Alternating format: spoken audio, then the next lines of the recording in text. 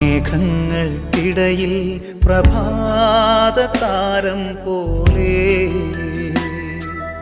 അത്യുന്നതന്റെ ഗേഹത്തിനു മീതെ ജ്വലിക്കുന്ന സൂര്യനെ പോലെ ഉത്സവവേളയിൽ വിളങ്ങുന്ന പനിമതി പോലെ മാതേ മരിയേ, നീ എൻ്റെ മനസ്സിൻ്റെ ദീപം.